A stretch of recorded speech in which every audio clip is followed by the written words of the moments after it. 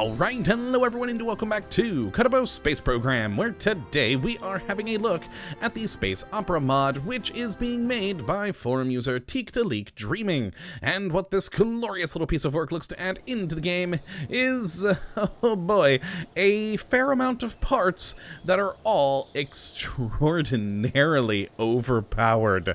And the reason for this is because, well, let's be frank, everyone. You've all done it at some point. Sometimes you just want to cheat. You know, you've built some crazy contraption and you want to get it someplace specific, but you don't really have the time to do it normally. So you either use the Alt F12 cheat menu built into the game, or you use HyperEdit like I do.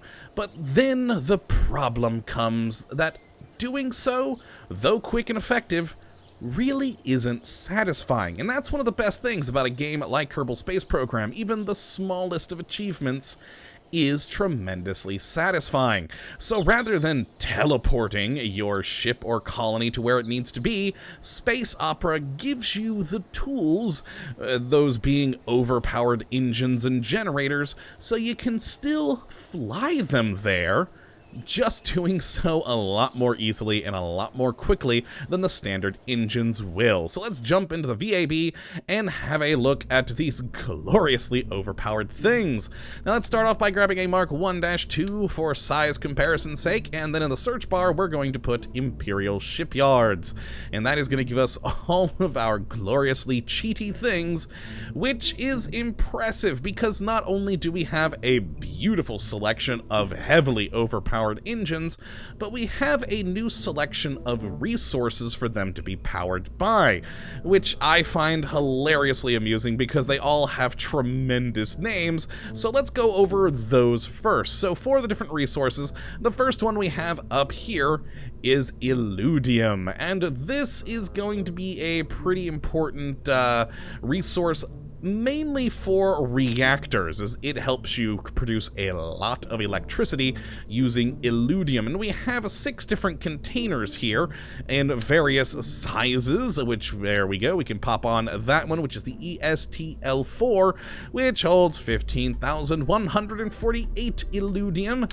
We then have the ESTL2 right there, much smaller, which uses 1,893 Illudium inside of it. And then we have the L3, which is a little bit bigger, so we'll pop that one down there, and that uses 6,390. So we've got 3 good sizes of the sort of full-length tanks, going from, you know, your standard 2.5 size variety up to gigantic, whatever the heck that is, I'm not entirely sure.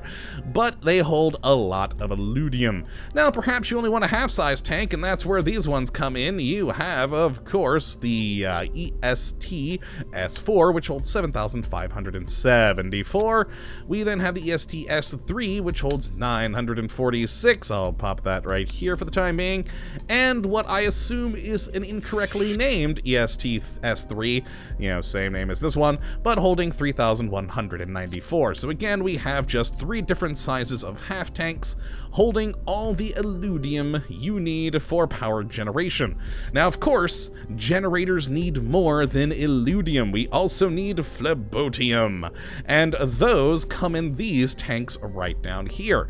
We have the PST-119, which is just a big thing of radioactive stuff, which is kind of terrifying, but also very nicely made. I do enjoy it.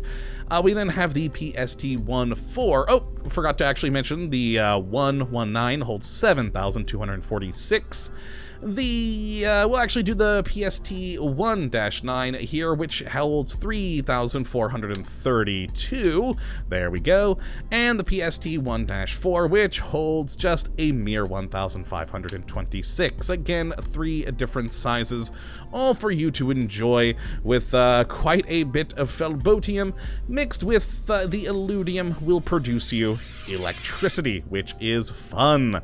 Now, for the actual engines, whether they are small, and I say small, but frankly they're also actually quite massive, RCS engines, or the various planetary, interplanetary engines here, you're going to need another resource called Handwaveiam, which again amuses me, and we have two different tanks for that. We have the HW-13 right there, which will hold 650 Handwaveiam, and then the HW-4, which will hold just a mere 200 Handwaveiam, and that one is a nice 2.5 size variety, and then this one is the much more gigantic, whatever size that is. 5 meters, 5 meter frame. There we go. For some reason, I always forget the size of that larger section there. But there we go. Yes, a 2.5 meter or 5 meter holding tank, which is quite good.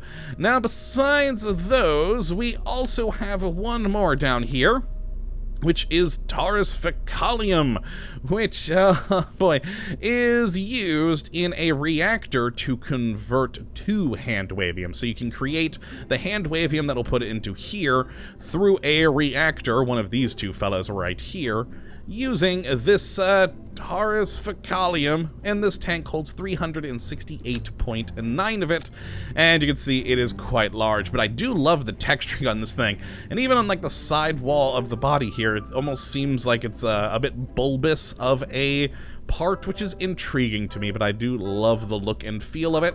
It is pretty awesome. And again, holds that Taurus Fecalium, and I believe that that is all of the resource tanks. Everything else are various engines or reactors. So, oh boy, let's talk about the engines next. I think that'll be the best way to go about things. So of course, we're going to need some Handwaveiam, so let's put on the HW-4 and take a look at what all uses Handwaveiam. That's going to be these RCS engines here, which you can see we have a decent variety of RCS engines, and also these planetary and interplanetary engines, which is one thing I probably should mention here. There's 3 different classes of engine in this pack. We have the planetary, which are meant to be on sort of large-scale space planes, shuttles, things like that.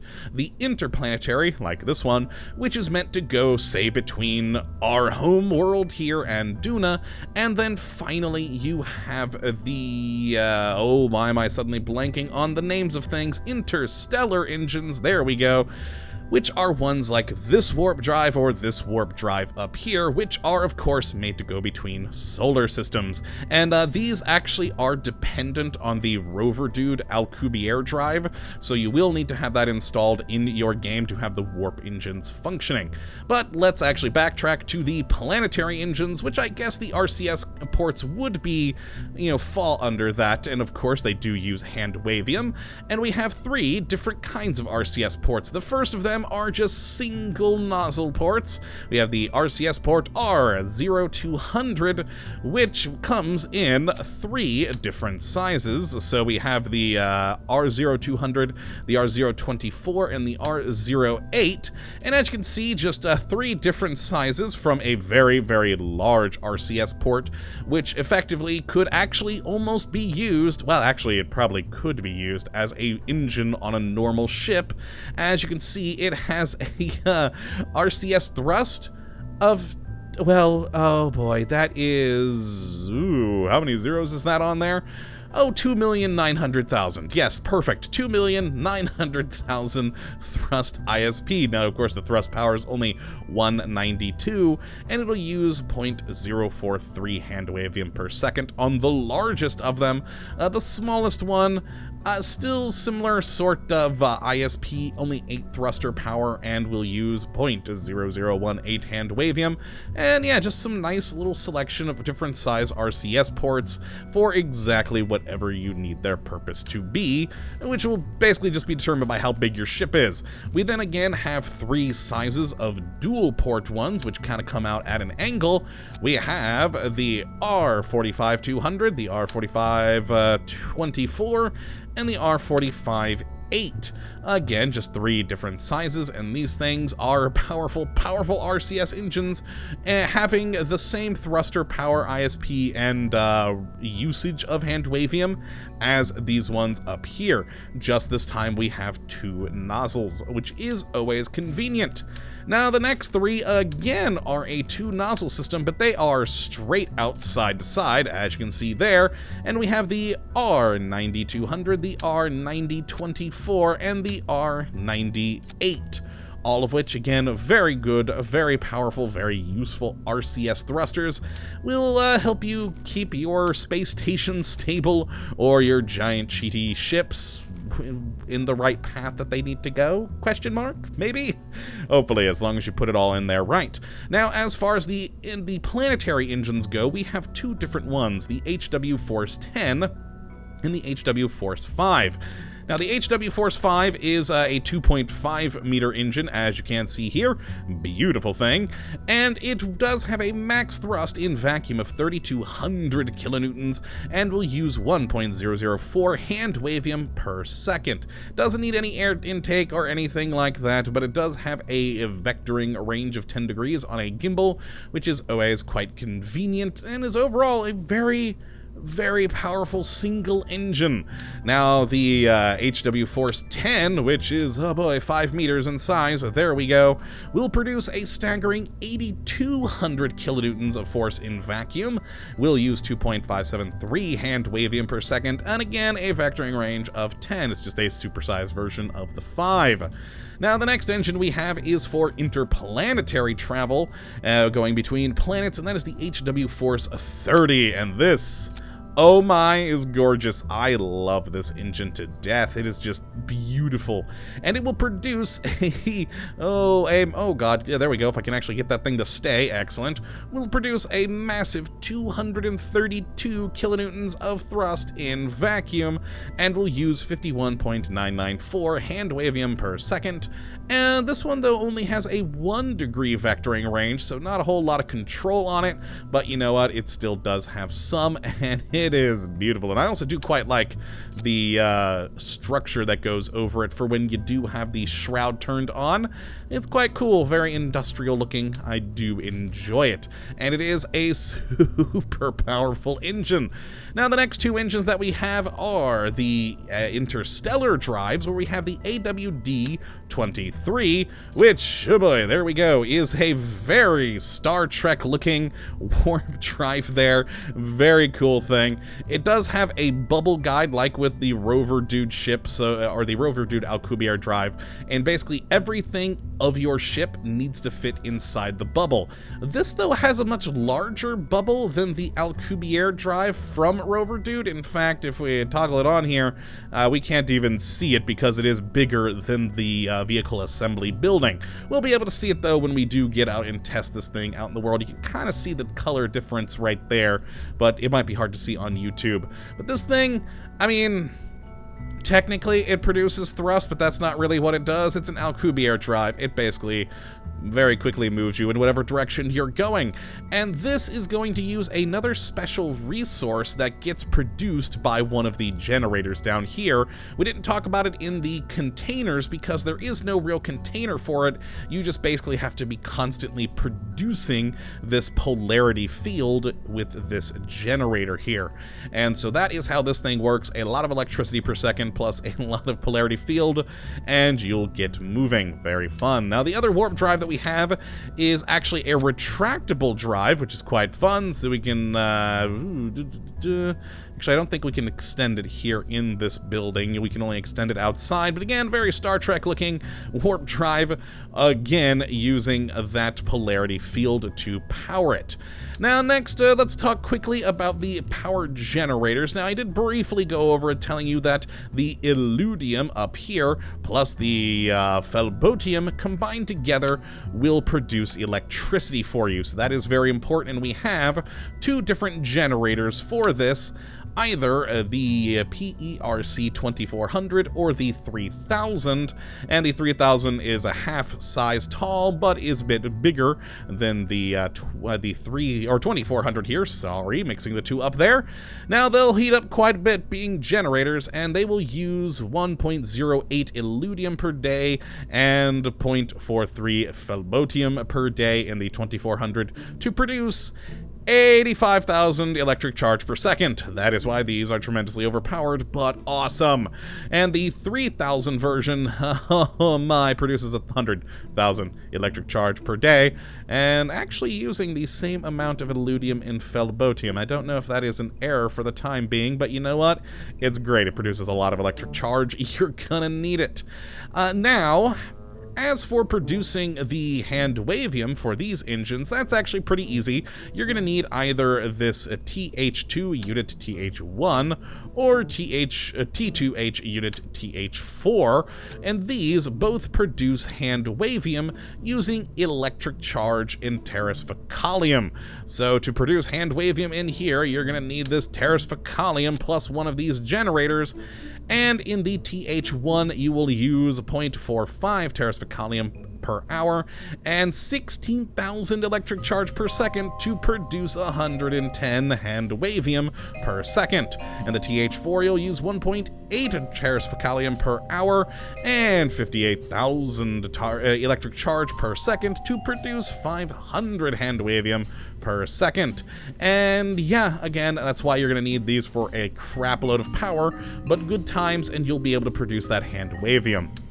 Now, if you are wanting, say, one of these beautiful warp drives, oh, you're going to have to do a lot more. Remember, we power the warp drive with electric charge, so you're going to need a big generator, plus the polarity field. Now, the polarity field is produced by this PFG-1, which uses 1 negative mass per second and 150,000 electric charge to produce 1 polarity field per second. There we go, we pop that on. Now, to produce the negative mass that you need, you need to go over here to the QE2, which is a radially attached thing right there, and the QE2 will take quantum fluxes at 10 per second and 35,000 electric charge to produce 1 negative mass per second. Oh boy, so to get those quantum fluxes that you need, oh boy, we've got to go down here to the WC5, which, actually, let's pop this thing up here because it has a pretty cool little interior. There we go. Notice the crystal in the center. This has 2 independent resources that can only be stored in here, and that is diffrancium mono absurdium crystals and energized diffrancium triabsurdium crystals.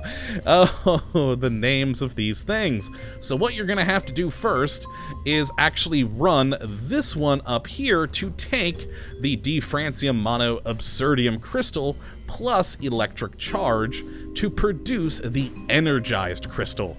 Then you actually do the warp generator here, which takes the now energized crystal plus even more electric charge to create quantum fluxes. And that is all you need to produce this whole mess. You produce the quantum fluxes in here, the quantum fluxes get turned into negative mass here, the negative mass then gets turned to polarity field, and the polarity field is used in the warp drive to make it go whoosh.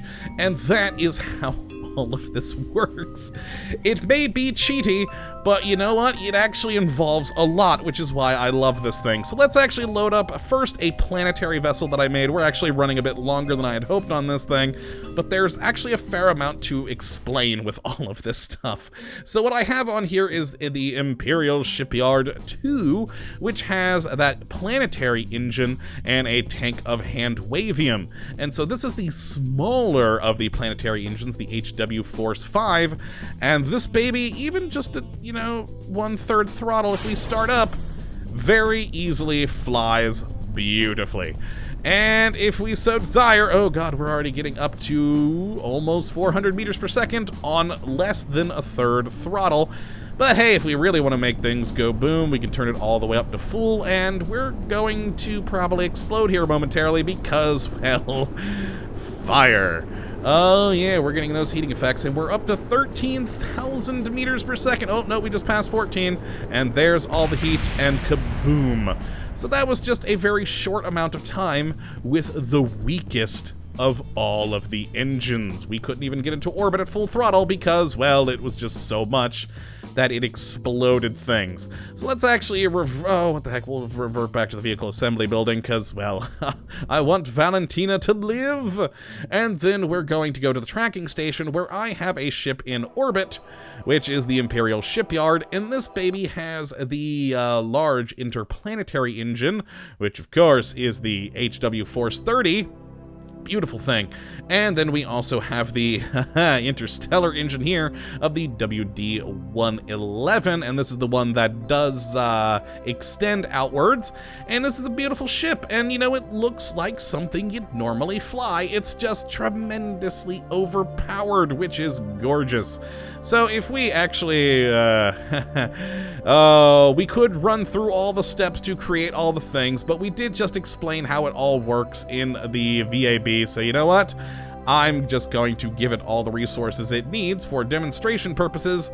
Beautiful. There we go. And let's actually turn on the planetary engine. Well, actually, RCS first, so you can see these giant RCSs at work. Ah, yes, look at them go. They are gigantic RCS engines. I went with the largest of the sizes. And, yeah, they are very, very effective. Very good RCS engines for large ships. And, of course, let's take a look at our map real quick. We are at a orbit of 250,000 meters. And if we just throttle up this engine, so let's activate it first, and go back to the map view, just so you can see how quickly it does throttle us up and provide a much greater apoapsis. So let's throttle. We're not even to a fourth. And look at that. That is just gorgeous. Let's cut that and actually go back out here. You can see we've used a lot of Handwaveiam because this thing is a very, very thirsty engine. And we'll just throttle that baby up again. A lot of shaking, a lot of engine flare, but very fun, and it is just sucking down all the Handwaveiam we have. So there we go. Let's pump this back up. And, yeah, we already are, just after a very short burn. Let's see, are we actually exiting our solar system, or are we going to... Yeah, we're exiting our solar system after already a very short burn. And that is how powerful these engines are, which is pretty impressive. Now, what we're actually going to do, though, is quickly change our orbit up to 950,000 because we're going to use the warp drive now, and the warp drive, remember, requires the rover dude Alcubierre drive for it to function, and in that sort of mod there is the warp drive failsafe, so you have to be above 900 kilometers or 900,000 meter orbit for it to function. So now we can actually you know, take the ship and actually do some fun things with it. So if we deactivate this engine first off, there we go, and activate the WD-111. You'll notice things got darker. That's because we now have the bubble. I don't know if you guys are going to be able to easily see that on YouTube, but there is now a bubble which is around here. Yeah, I don't think you guys are going to be able to see it. Even for me, it's hard to see. So yes, we have this large bubble, and again, anything inside of the bubble will be safe. Anything outside the bubble will die. And what we just need to do, now that we have that throttled up and we have all the polarity field we require, we let's just throttle it up briefly. A little bit of throttle, cut the engine. After not even half throttle for less than a second, we're already that far from the planet. And that is a beautiful, beautiful thing. So if we actually, oh boy, are we pointed? No, we are not pointed at the moon. That's good. Don't want to crash into the moon.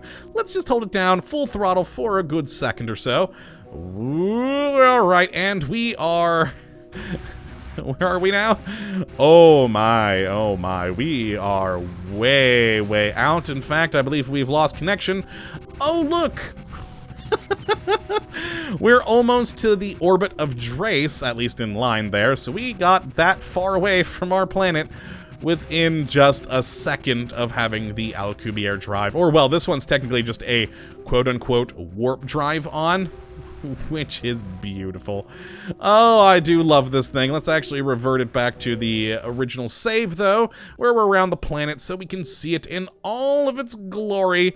Ah, yes, the space opera mod, definitely a cool addition to the game, because again, we all cheat on occasion, so why not cheat without feeling bad about it? And you still get a sense of satisfaction because you're still having to build some complicated crap and you're still having to get it from point A to point B. You're just using engines which are tremendously overpowered, making it a heck of a lot easier.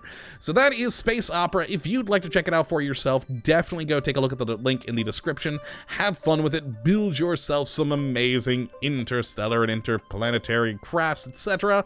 And yeah, hopefully you have enjoyed this episode today. And of course, you do come back for the next when we'll be looking at what hopefully is another wonderful mod. But until that time, thank you for watching. And as always, have a good one. Oh, I tried to use the warp engine, but yeah, I forgot about it needs to be above 900 kilometers. Oh well, later, folks.